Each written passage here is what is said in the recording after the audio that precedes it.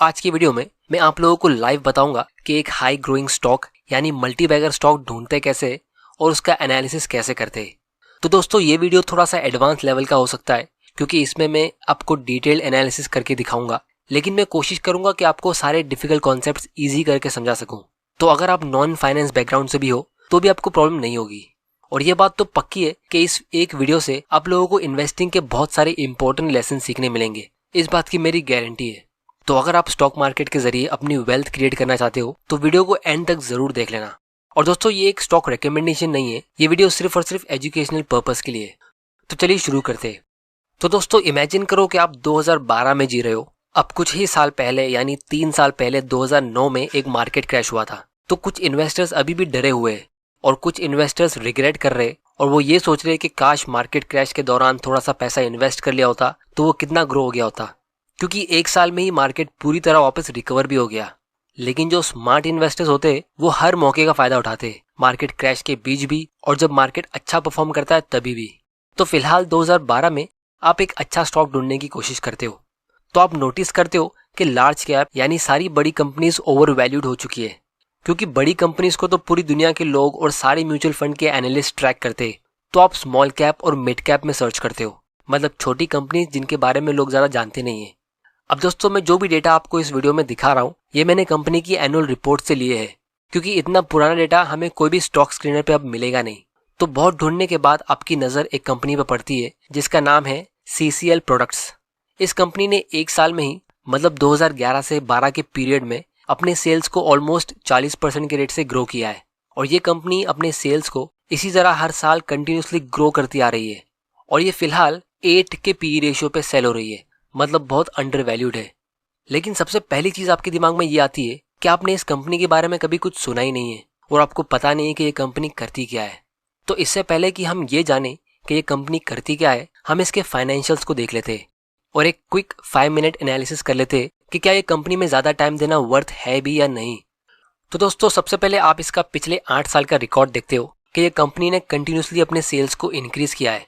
और इंटरेस्टिंग चीज ये है कि ये कंपनी 2008 के मार्केट क्रैश के बीच भी कंसिस्टेंटली अपने सेल्स को इंक्रीज कर रही थी, मतलब मार्केट क्रैश से इसको कुछ फर्क पड़ा ही नहीं।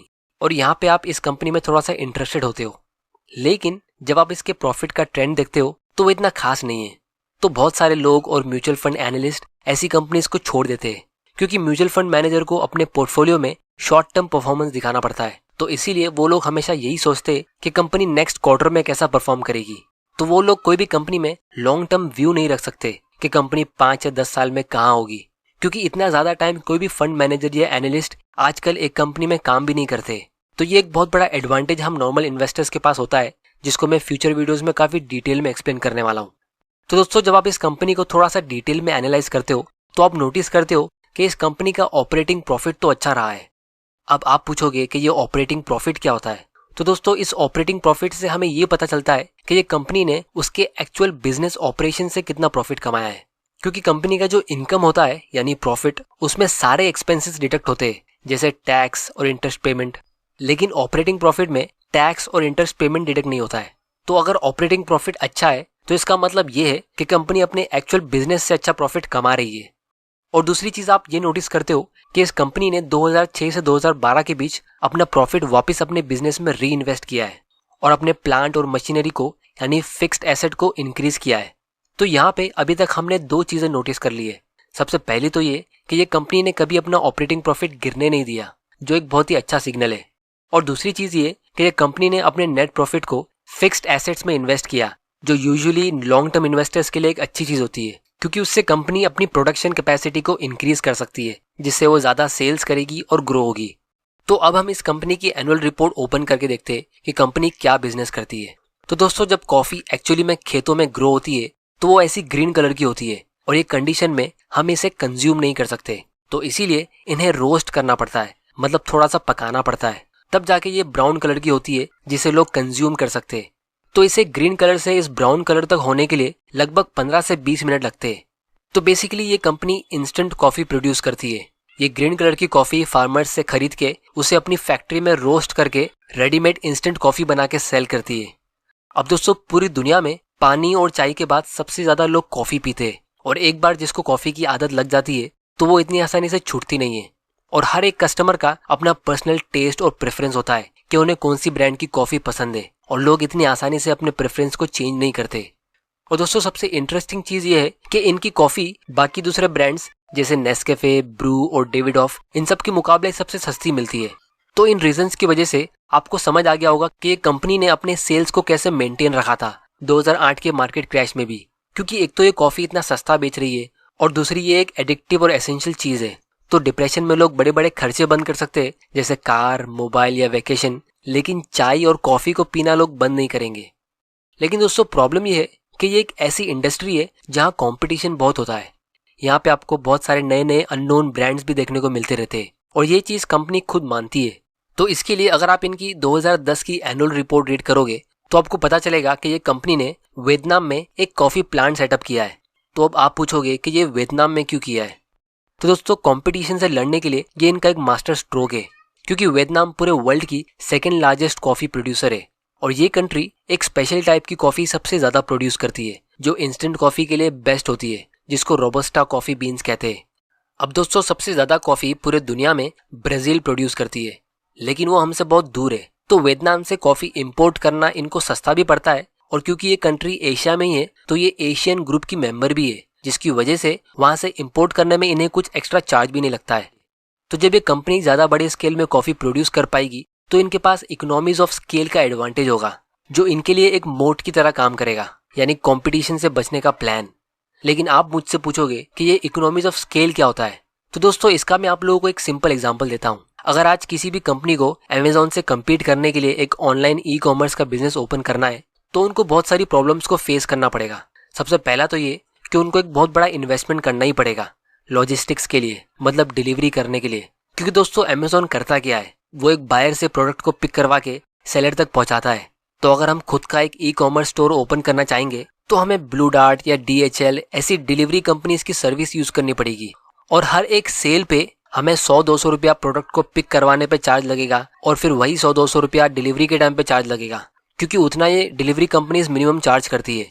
लेकिन अमेजोन के पास खुद का एक डिलीवरी लॉजिस्टिक सिस्टम है, जिसकी वजह से उनको इन कंपनीज की जरूरत नहीं लगती है, क्योंकि वो इतने बड़े लेवल पे बिजनेस कर रही है जिससे वो फास्ट डिलीवरी भी करती है और एकदम कम प्राइस पे भी करती है। और उनके डिलीवरी का कॉस्ट इतना कम है कि अगर आप 1000 रुपए की शॉपिंग भी करोगे तो वो आपको फ्री में डिलीवरी दे देंगे। तो इसे हम इकोनॉमीज ऑफ स्केल कहते हैं, क्योंकि बड़े स्केल पे ऑपरेट करके इनके लिए ये सारे कॉस्ट एकदम छोटे होते हैं।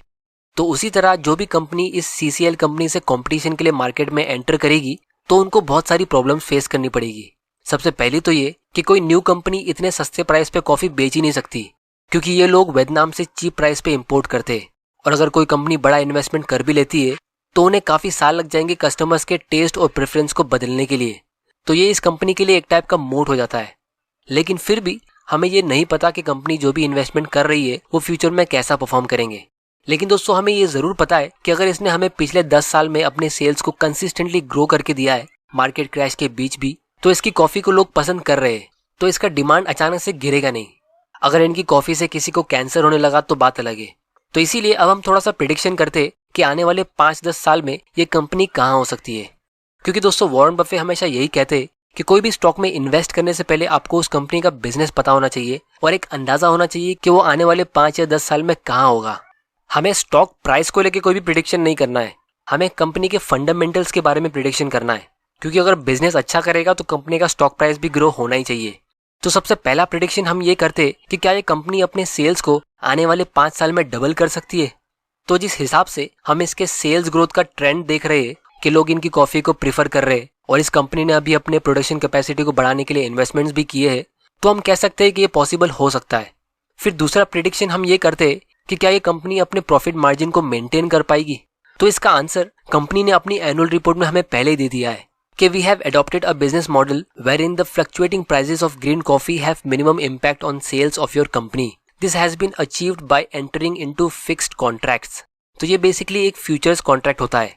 अब दोस्तों आप लोगों ने फ्यूचर्स एंड ऑप्शंस का नाम तो सुना ही होगा, जहां लोग ट्रेडिंग करके पैसा कमाने की कोशिश करते हैं।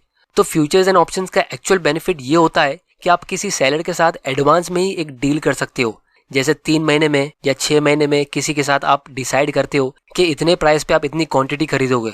तो जो भी रॉ मटेरियल के प्राइस फ्लक्चुएशन का रिस्क होता है वो रिस्क इस कॉन्ट्रैक्ट की वजह से कम हो जाता है। तो इस फ्यूचर्स एंड ऑप्शंस को भी हम आने वाले वीडियोस में काफ़ी डिटेल में डिस्कस करेंगे कि ये एक्चुअली में क्या काम आता है। तो इसीलिए अगर ये कंपनी आने वाले 5 साल में अपना सेल्स डबल कर सकती है तो इसका नेट इनकम भी कम से कम डबल होना ही चाहिए। तो दोस्तों हम इसे ग्रेट बिजनेस तो नहीं लेकिन गुड बिजनेस कह सकते हैं, क्योंकि इनका मैनेजमेंट लॉन्ग टर्म पे फोकस कर रहा है और इन्होंने सही स्टेप्स लिए हैं सेल्स ग्रोथ के लिए, प्रॉफिट ग्रोथ के लिए, कंपटीशन को बीट करने के लिए और अपने रिस्क को रिड्यूस करने के लिए। तो मान लेते हैं कि आपने 2012 में इस कंपनी में 1 लाख रुपए इन्वेस्ट किया, तो अगर हम इसका रेवेन्यू यानी सेल्स ग्रोथ देखेंगे तो यहाँ पे मैं एक फॉर्मूला ऐड कर देता हूँ और आप देख सकते हो इनका सेल्स एकदम कंसिस्टेंटली इंक्रीज हुआ है। 500 करोड़ से ये 1200 करोड़ में ग्रो हो चुका है और 9 साल में ही मतलब 2012 से 21 तक के पीरियड में ये 2.5 गुना इंक्रीज हुआ और इनका नेट इनकम 10 साल में 5 गुना इंक्रीज हुआ। मतलब ये कंपनी ने अपना सेल्स भी इंक्रीज किया और अपनी कॉस्ट कटिंग भी की है। और इनका पीई रेशियो पहले 8 का था और अब ये 26 का हो गया है। मतलब पीई रेशियो भी 3 गुना बढ़ चुका है, जिसकी वजह से इस कंपनी का स्टॉक प्राइस 20 रुपए से ग्रो होके अभी 350 रुपए के ऊपर चला गया है, यानी 18 गुना ऊपर चला गया है। मतलब आपके 1 लाख रुपए का इन्वेस्टमेंट 8 साल में ही इसमें 18 लाख रुपए का होता है।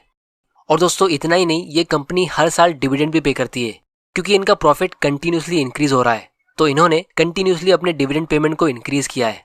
तो ये डीपीएस का मतलब होता है डिविडेंड पर शेयर। तो 2012 में ये कंपनी ने 20 रुपए के एक शेयर पे 50 पैसे का डिविडेंड पे किया था, जो ग्रो होके अभी 4 रुपीज पर शेयर का हो गया है। अब बहुत लोगों को ये एक छोटा सा अमाउंट लग रहा होगा, क्योंकि ये तो सिर्फ 1% का डिविडेंड यील्ड है, लेकिन 8 साल में ही ये कंपनी ने सिर्फ इस छोटे से डिविडेंड के थ्रू अपने इन्वेस्टर्स का ओरिजिनल इन्वेस्टमेंट रिटर्न कर दिया। क्योंकि 20 रुपीज पर शेयर के हिसाब से आपको इस कंपनी के 5000 शेयर्स मिले होते, तो एक साल खत्म होने के बाद यानी 2013 में आपको पहला डिविडेंड मिलता जो 2500 रुपए का होता। फिर 2014 में 1.2 रुपीज के हिसाब से आपका डिविडेंड इनकम होता 6000 रुपए का। और इसी तरह अपने इन्वेस्टर्स का ओरिजिनल इन्वेस्टमेंट ही इस कंपनी ने सिर्फ इस छोटे से डिविडेंड के थ्रू 8 साल में ही रिटर्न कर दिया। और दोस्तों इंटरेस्टिंग बात यह है कि अब ये स्टॉक न्यूज में आ रहा है कि hot stocks to buy now, this company can give good short term returns. लेकिन पीटर लिंच कहते हैं कि जब ऐसे स्टॉक्स न्यूज में आने लगे तो it is time to sell. तो इसीलिए मैं वापस रिपीट कर लेता हूँ कि दोस्तों ये वीडियो सिर्फ एजुकेशनल पर्पस के लिए है। अब आप में से कुछ लोग कहेंगे कि जब ये कंपनी इतना ग्रो हो रही थी तो लोगों ने इसे मिस कैसे कर दिया। तो उसका सिंपल रीजन ये है कि लोग गलत जगह से अपनी रिसर्च की शुरुआत करते हैं, क्योंकि 2006 से 2012 तक ये स्टॉक ने कुछ खास परफॉर्म नहीं किया था और लोग जब भी स्टॉक का एनालिसिस करते तो वो हमेशा स्टॉक के प्राइस से शुरू करते। और अगर आप ऐसा करते हो तो आप हमेशा एक डिसएडवांटेज में रहोगे ही, क्योंकि उससे आपके दिमाग में एक परसेप्शन बैठ जाएगा कि कंपनी अच्छी नहीं है। इसीलिए मैंने वीडियो के स्टार्ट में सेल्स ग्रोथ और बिजनेस के फंडामेंटल की बात की थी, क्योंकि फंडामेंटल एनालिसिस इसी तरह से किया जाता है जिसे कोई भी फॉलो नहीं करता है। वीडियो पसंद आया तो इसे लाइक करो, नहीं पसंद आया तो डिसलाइक करो। आपका वैल्यूएबल टाइम देने के लिए thank you and good bye.